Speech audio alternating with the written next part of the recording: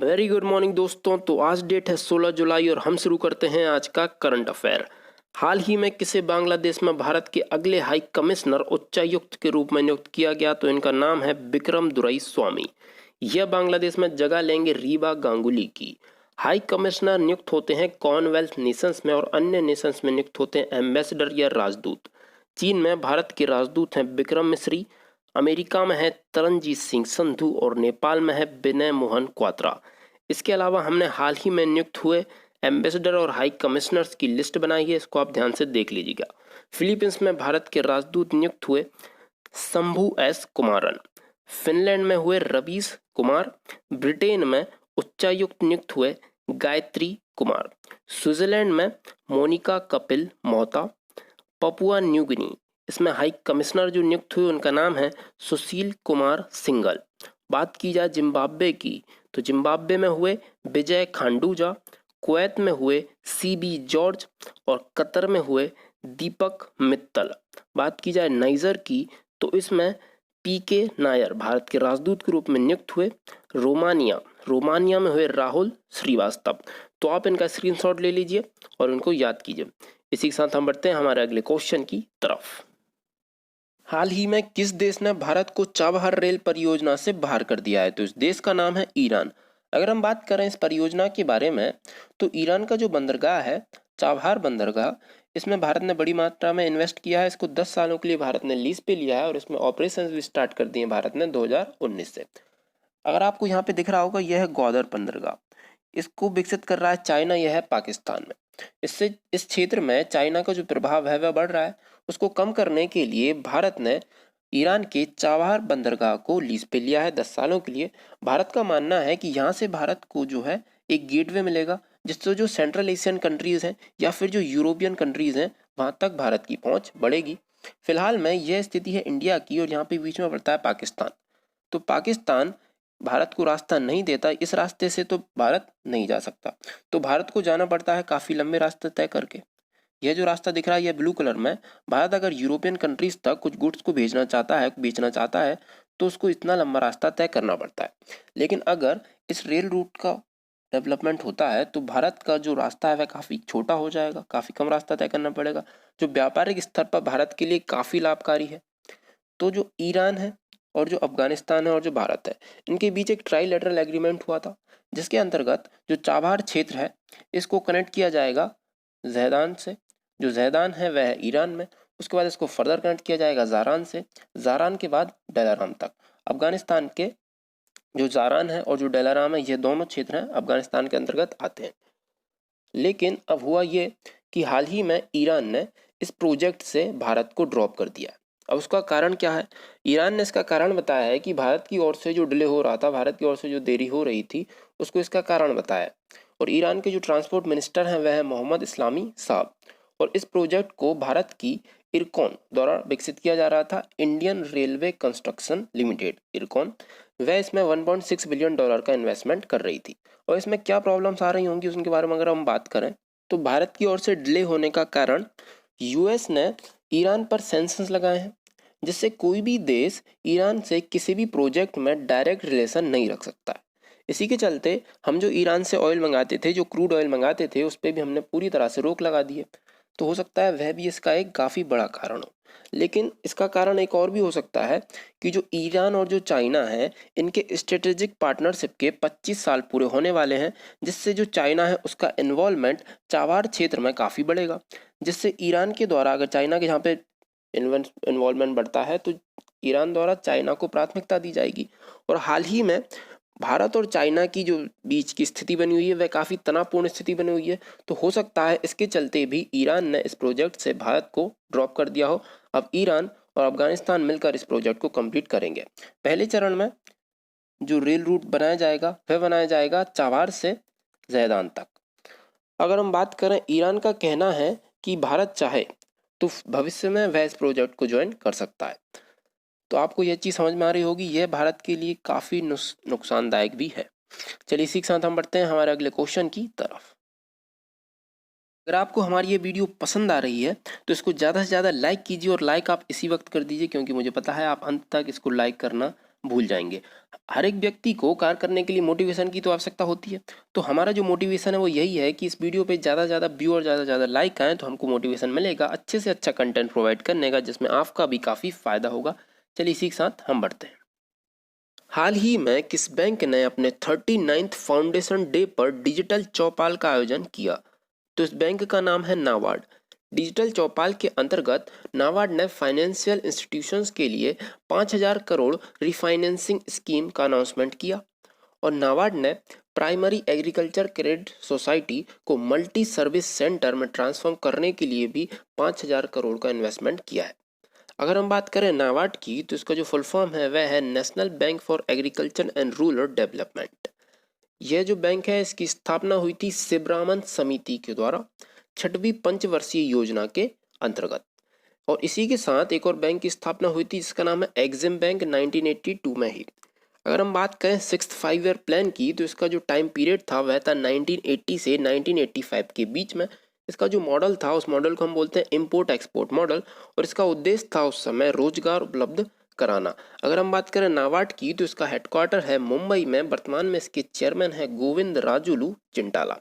जो नाबार्ड है उसमें भारत सरकार की हिस्सेदारी है 99.6% और आरबीआई की हिस्सेदारी है 0.40%। अगर हम बात करें नाबार्ड कार्य क्या करता है तो ग्रामीण क्षेत्रों के विकास के लिए जो नाबार्ड है यह केंद्र एवं राज्य को सलाह देने का कार्य करता है एवं यह लोन उपलब्ध कराता है। और जो नाबार्ड है वह किसानों को डायरेक्टली लोन उपलब्ध नहीं कराता। नाबार्ड लोन देता है वाणिज्य बैंकों को या कॉर्पोरेटिव बैंक्स को। तो इसमें 3 प्रकार के लोन दिए जाते हैं। पहला होता है लॉन्ग टर्म जिसकी समय अवधि होती है 7 से 25 वर्ष की। दूसरा होता है मिड टर्म जिसकी समय अवधि होती है 18 महीने से 7 वर्ष की। और एक लोन होता है शॉर्ट टर्म जिसकी समय अवधि होती है 18 महीने तक।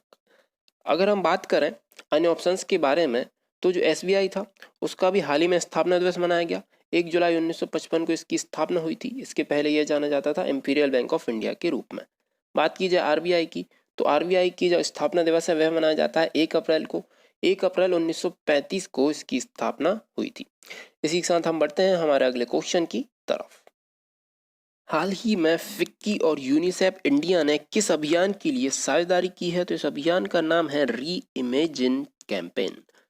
FICCI federation of Indian chamber of commerce and industry ने socio economic development foundation SEDF के साथ संयुक्त रूप से यूनिसेफ के री इमेजिन अभियान को तैयार करने के लिए समझौते पर हस्ताक्षर किए हैं।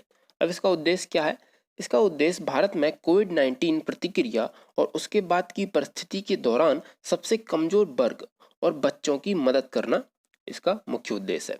इसके अलावा व्यापार के संचालन के साथ साथ रोजगार व्यवस्था को संभावित दीर्घकालीन नुकसान से बचाना भी इसका अन्य उद्देश्य है। अगर हम बात करें फिक्की के बारे में तो फिक्की का जो हेडक्वार्टर है वह है न्यू दिल्ली में। इसकी स्थापना हुई थी 1927 में। यह एक नॉन गवर्नमेंटल ट्रेड ऑर्गेनाइजेशन है, इसको आप याद रखिएगा। वर्तमान में इसके जो प्रेसिडेंट हैं वह हैं संगीता रेड्डी। अगर हम बात की जाए यूनिसेफ के बारे में तो United nation international children fund इसका यह फुल फॉर्म है।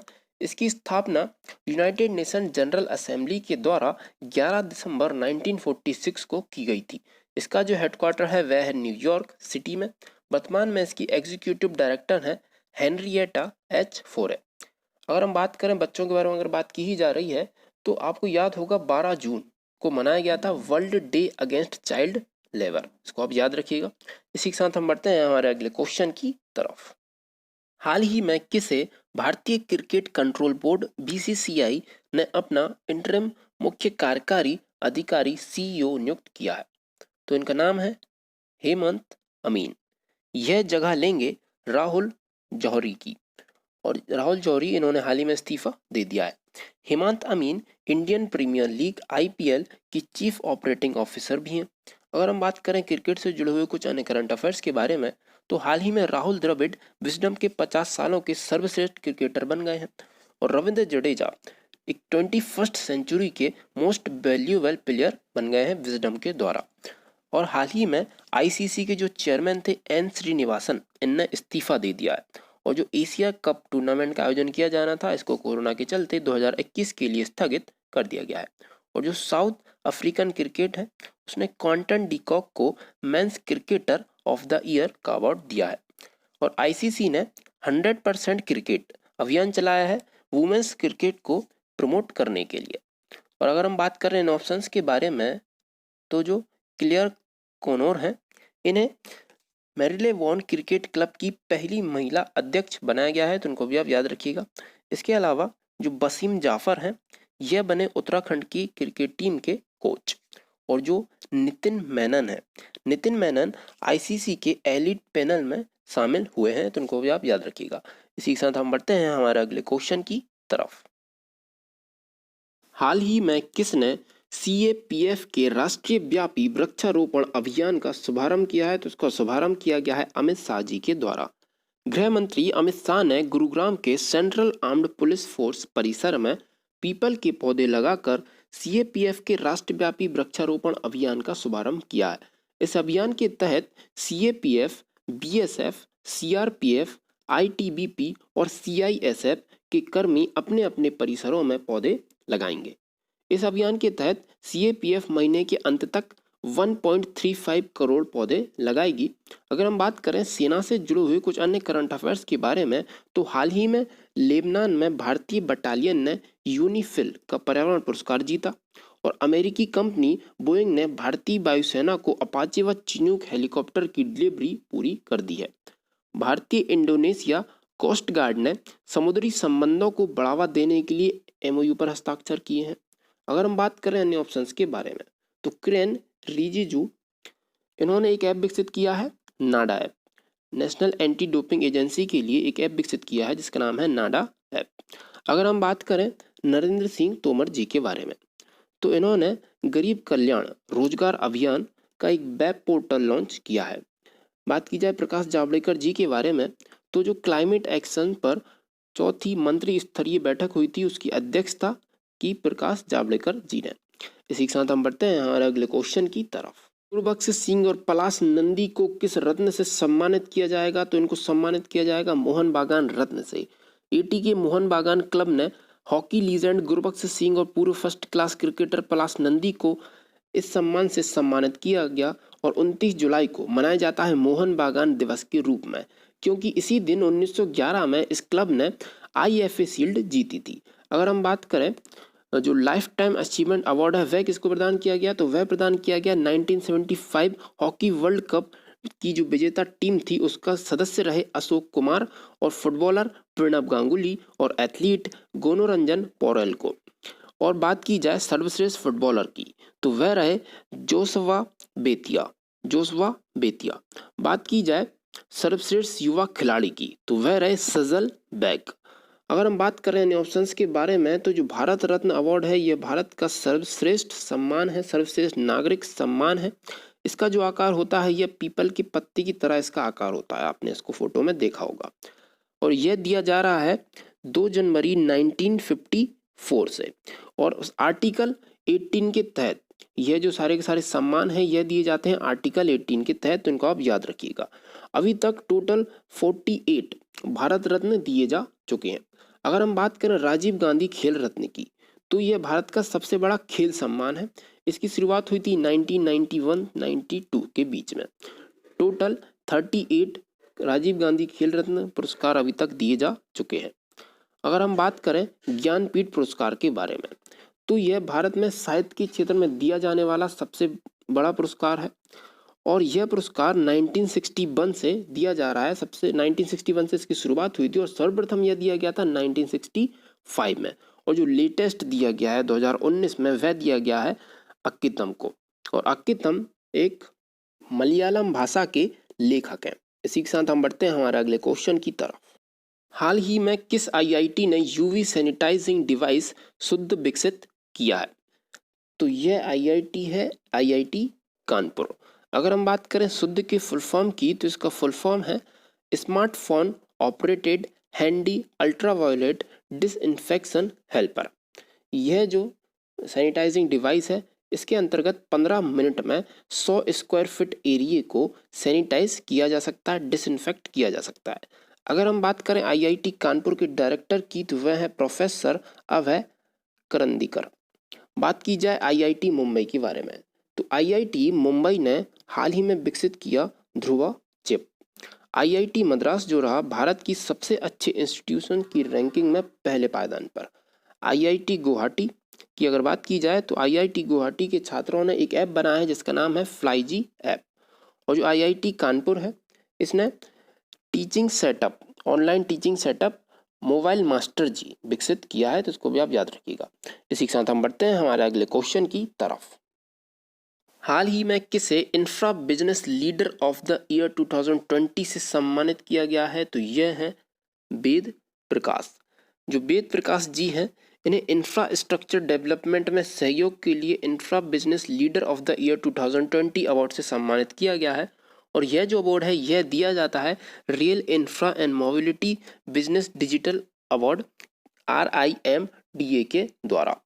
वेद प्रकाश जी वर्तमान में rail land development authority RLDA के वाइस चेयरमैन हैं। और जो RLDA है यह मिनिस्ट्री ऑफ रेल के अंतर्गत आती है। और यह वेकेंट पड़े हुए, जो खाली पड़े हुए जो रेलवे की ज़मीनें हैं वहाँ पर डेवलपमेंट कर रही है, वहाँ पर वह सोलर पैनल्स लगा रही है और भी कई चीज़ें वो कर रही है। और जो रेल है उसने 2024 तक पूरी तरह से अपनी सारी लाइनों को इलेक्ट्रीफाई करने का लक्ष्य रखा है। और 2030 तक ग्रीन रेलवे बनाने का लक्ष्य रखा गया है। और 2030 तक ही लक्ष्य रखा गया है जीरो कार्बन एमिशन का भी, तो इसको भी आप याद रखिएगा। अगर हम बात करें अन्य ऑप्शंस के बारे में, तो जो किरण मजूमदार 100 हैं, किरण मजूमदार 100 इनको चुना गया एंटरप्रेन्योर ऑफ द ईयर के रूप में। और यह एकमात्र भारतीय महिला हैं जिनको इस अवार्ड से सम्मानित किया गया हो। सी रंगराजन PC महालनोबिस, जो अवार्ड इसी साल से दिया जाना इसको स्टार्ट हुआ है, इसके पहले प्राप्तकर्ता हैं सी महालनोबिस। और जो महालनोबिस थे इनको भारतीय स्टैटिस्टिक के जनक के रूप में जाना जाता है। अब हम बात करें बिनी महाजन की, तो बिनी महाजन पंजाब की पहली महिला मुख्य सचिव बनी, तो उनको भी याद रखिएगा। इसी के साथ हम बढ़ते हैं हमारे अगले क्वेश्चन की तरफ। हाल ही में किसने इफ इट ब्लीड नामक पुस्तक लिखी, तो इसके लेखक हैं स्टीफन किंग। स्टीफन किंग एक अमेरिकी लेखक है और यह जो बुक है यह 4 कहानियों का संग्रह है। इस पुस्तक को हैचेट इंडिया ने प्रकाशित किया है। स्टीफन किंग को 2014 में नेशनल मेडल ऑफ आर्ट से सम्मानित किया गया था। अगर हम बात करें इन ऑप्शंस के बारे में, तो जो जोखा अलहारती हैं, इन्हें इनकी बुक सेलेस्टियल बॉडी के लिए मैन बुकर इंटरनेशनल प्राइज 2019 प्रदान किया गया था। अगर हम बात करें शशि थरूर की फेमस बुक्स के बारे में, तो उनमें से एक है why I am Hindu. Ruskin Bond की जो बुक है आ सॉन्ग ऑफ इंडिया, इसको हाल ही में लॉन्च किया गया है। इसी के साथ हम बढ़ते हैं हमारे अगले क्वेश्चन की तरफ। वर्ल्ड यूथ स्किल डे, विश्व युवा कौशल दिवस कब मनाया जाता है, तो यह मनाया जाता है यूनाइटेड नेशन के द्वारा 15 जुलाई को। यह दिवस जो है यह technology and commercial education training TVET जैसे ऑर्गेनाइजेशंस को युवाओं को रोजगार व स्किल प्रदान करने के अवसर प्रदान करता है। इसकी इस बार की थीम है स्किल फॉर रेसिलिएंट यूथ। अगर हम बात करें यूनाइटेड नेशन की, तो यूनाइटेड नेशन के वर्तमान में महासचिव हैं एंटोनियो गुटेरेस। इसकी स्थापना हुई थी 24 अक्टूबर 1945 को। इसका हेडक्वार्टर है कैलिफोर्निया में। और इंडिया में जो इंडिया के यूनाइटेड नेशन में रिप्रेजेंटेटिव नियुक्त किए गए उनका नाम है TS त्रिमूर्ति, तो उनका आप याद रखिएगा। अगर हम बात कर रहे हैं ऑप्शंस के बारे में, तो 1 मई को मनाया जाता है इंटरनेशनल लेबर डे, 8 मई को मनाया जाता है रेड क्रॉस डे और 12 मई को मनाया जाता है international nurse day Florence night angel की बर्थ एनिवर्सरी पे। इसी के साथ हम बढ़ते हैं हमारे अगले क्वेश्चन की तरफ। हाल ही में किस फेमस कैरेमिक आर्ट की आर्टिस्ट का निधन हो गया है, तो इनका नाम है ज्योत्सना भट्ट। इनका जन्म हुआ था 1940 कच्छ में। कैरेमिक आर्ट के अलावा इन्होंने पत्थर के पात्र व हेराकोटा पर भी कई प्रयोग किए थे। अब अगर बात की जा रही है पत्थर के आर्ट की, तो जो भारत है, भारत में मंदिरों की 3 शैलियाँ प्रायः देखी गई हैं, जिनमें है नागर शैली, द्रविड़ शैली और बैसल शैली। अब बात की जाए नागर शैली की, तो हिमालय व विंध्य पहाड़ों के बीच के जो बने हुए मंदिर हैं, मतलब कि नॉर्थ इंडिया के जो मंदिर हैं वह इसी शैली में बने हुए हैं। इसका एग्जाम्पल है भुवनेश्वर का लिंगराज मंदिर। बात की जाए द्रविड़ शैली के बारे में, तो कृष्णा व कावेरी नदी के बीच के जो बने हुए मंदिर, मतलब कि साउथ इंडिया के जो मंदिर हैं वह इसी शैली में बने हुए हैं, जिनका एग्जाम्पल है कांची में स्थित कैलाशनाथ मंदिर। अगर बात की जाए बैसल शैली के बारे में, तो विंध्य व कृष्णा नदी के बीच बने हुए मंदिर, मतलब कि मध्य भारत के मंदिर बैसल श्रेणी के बने हुए हैं, बैसल शैली के बने हुए हैं। इसका एग्जाम्पल है जो है वह एलोरा का कैलाशनाथ मंदिर, इसका काफी अच्छा एग्जाम्पल है। अब हम बात करें अन्य ऑप्शंस के बारे में, तो जो नागीदास सांगवी हैं, यह पद्मश्री से सम्मानित थे, इनका भी हाल ही में निधन हो गया था। पद्मश्री से सम्मानित ये काफी फेमस पत्रकार थे। अब बात की जाए हरिशंकर वासुदेव की, तो इनका भी हाल ही में निधन हो गया, यह थे प्रसिद्ध इतिहासकार। बात की जाए बासु चटर्जी के बारे में, तो यह थे फेमस फिल्मकार, इनका भी हाल ही में निधन हो गया है, तो इनको आप याद रखिएगा। इसी के साथ हमारी ये वीडियो यहीं पे समाप्त करते हैं। अगर आपको हमारी ये वीडियो पसंद आई है तो इसको ज़्यादा से ज़्यादा लाइक कीजिए, अपने दोस्तों के साथ शेयर कीजिए। कल फिर मिलेंगे दोस्तों, जय हिंद।